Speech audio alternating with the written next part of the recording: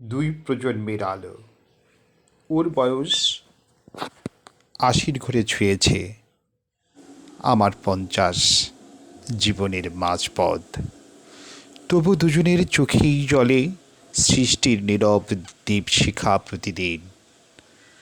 উনি গান গায় সুরে সুরে, সময়কে থামিয়ে দেয়, রঙে রঙে ছবি আঁকে, মনে করিয়ে দেয় জীবন এখনো সুন্দর। আমি শিক্ষক, শব্দ দিয়ে গুরি মানুষ, অক্ষরের ভেতর বুনি শব্দ। কালো বোর্ডে লিখে যায় আগামীর মানচিত্র। বয়স আলাদা, পথ আলাদা, তবু শিল্প আমাদের এক করে রাখে। একই আকাশের নিচে দুটি হৃদয়, দুটি আলোর প্রদীপ। ধন্যবাদ সবাইকে।